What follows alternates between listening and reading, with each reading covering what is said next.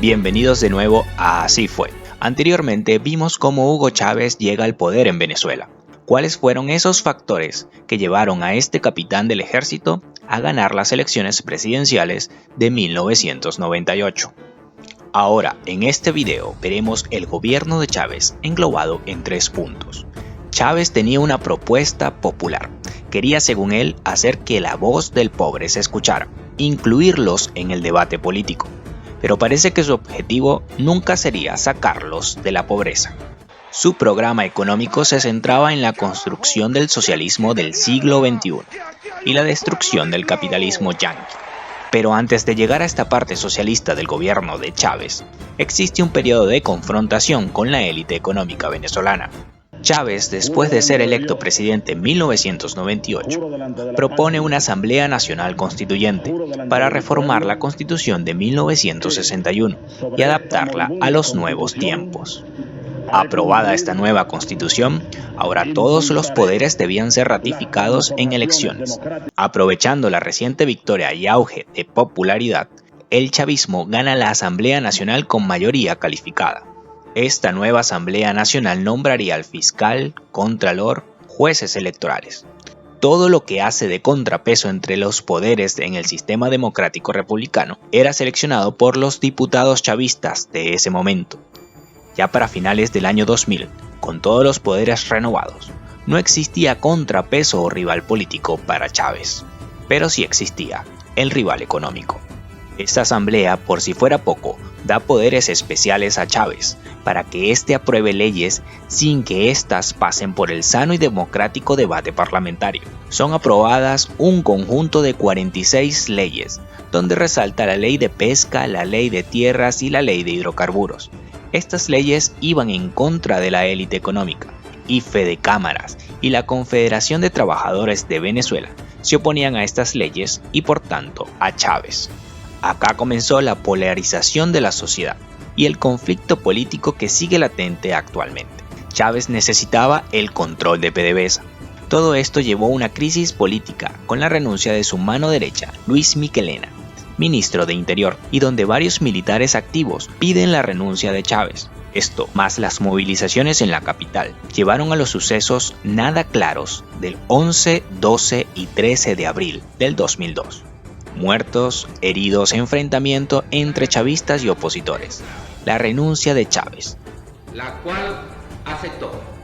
La autojuramentación de Carmona, presidente de Fedecámaras, como presidente interino de Venezuela, y la disolución de todos los poderes que llevó al retorno de Chávez al poder. Chávez, ahora aún más decidido, va por todo. PDVSA es el objetivo para mantener el poder. Continúa el enfrentamiento entre Chávez y la élite económica, ninguno dispuesto a ceder. Comienza lo que en teoría de juego se conoce como el juego de la gallina. Directivos de PDVSA convocaron a un paro petrolero. Chávez no daba un paso al costado. Este paro continuó día tras día hasta convertirse en uno de los paros más largos de la historia. Esto trajo consigo desabastecimiento de productos básicos y gasolina. Chávez se las arregló para abastecer a la población y de a poco tomar el control de PDVSA. Así, paulatinamente, el paro fracasó. Ahora Chávez tenía el control de casi todo y después de un referéndum revocatorio en 2004, se preparó para su reelección. Un punto muy importante de acotar es que en estos primeros años de conflicto donde Chávez no tenía una posición sólida como la obtenida ya después del revocatorio, favoreció el acercamiento con Cuba y el cobijo por parte de Fidel Castro.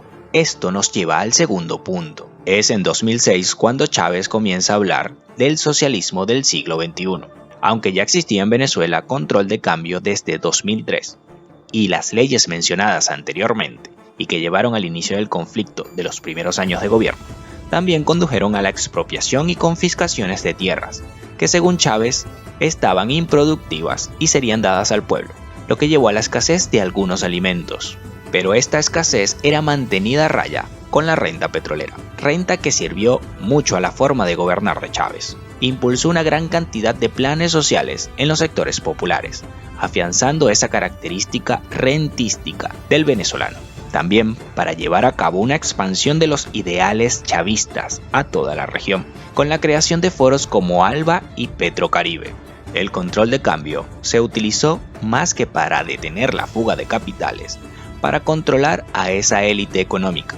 Si quieres dólares para importar, para tu empresa, para invertir, debes recurrir a mí. Ven a mí que tengo flor. Pero también sirvió para mantener contenta a toda la sociedad, porque mientras las clases bajas tenían los planes sociales llamados misiones, la clase media tenía a Cadivi, donde obtenían una cantidad de dólares a precio oficial que después podían vender en el mercado negro, obviamente a un valor mucho más alto. Esa gran cantidad de dinero aumentó la inflación. Ojo, no a los valores récords del régimen de Maduro, sino un promedio de un 30% de inflación anual. El salario no podía competir con la inflación. Por eso a Chávez y a su equipo económico se le ocurre la brillante idea de controlar los precios. Entonces hablamos de control de cambio, control de precios, expropiaciones y confiscaciones de empresas, un discurso contra el empresariado, además de un clima de protestas y manifestaciones, con lo cual el parque industrial venezolano decreció muchísimo. Esto trajo más desempleo, economía informal, entre otros. Pero todo eso era tapado con la gran cantidad de divisas que provenían de la renta petrolera. Lo único es que esa renta no fue invertida. Así como entraban las divisas, salían.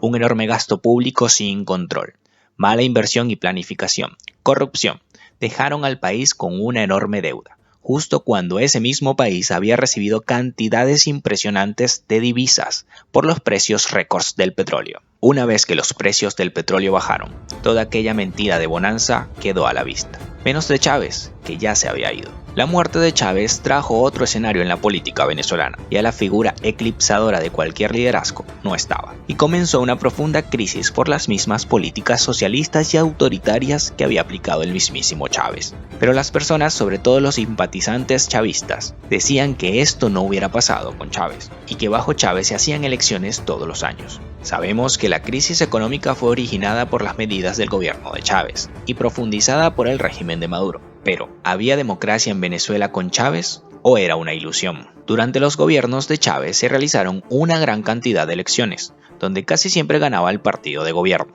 Pero en 2007 la oposición ganó las primeras elecciones contra Chávez, algo que hasta ese momento parecía impensado. Pero el resultado fue respetado.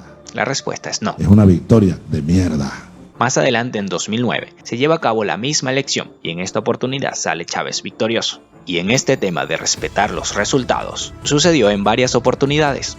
Al perder una elección regional o de distrito, Chávez creaba un cargo por encima de esta autoridad, incluso teniendo una partida presupuestaria mucho más grande que el gobernador o alcalde opositor. Entonces, sí, se celebraban elecciones, pero el resultado no era respetado cuando este era contrario a los deseos de Chávez.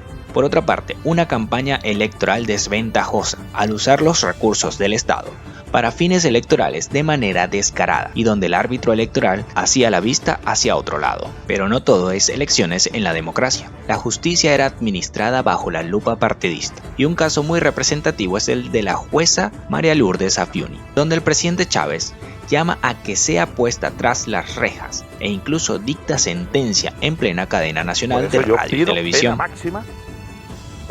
Obviamente esta orden fue acatada. En cuanto a la propiedad privada, su defensa era algo que te podía llevar hasta la muerte, como el caso del agrónomo Franklin Brito, que fue despojado de sus tierras y en la lucha para que se le respetara su derecho, murió bajo la custodia del mismo gobierno. La separación de poderes no existía.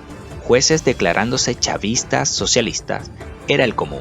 La Asamblea Nacional otorgaba a Chávez poderes especiales cada tanto, cuando no existía una situación que lo ameritara. La Fuerza Armada fue politizada y desprofesionalizada, cuyo objetivo claro era que la situación de abril de 2001 no se repitiera. Elecciones en entredicho, con clara ventaja del gobierno al manejar todo el Estado para su objetivo electoral. Justicia parcializada y cero división de poderes, disolución de las instituciones, sin garantía del derecho de propiedad privada y de los derechos fundamentales, clara violación de los derechos humanos y un fuerte control sobre la economía y la sociedad. Hablan de que en Venezuela bajo Chávez no vivía en una democracia.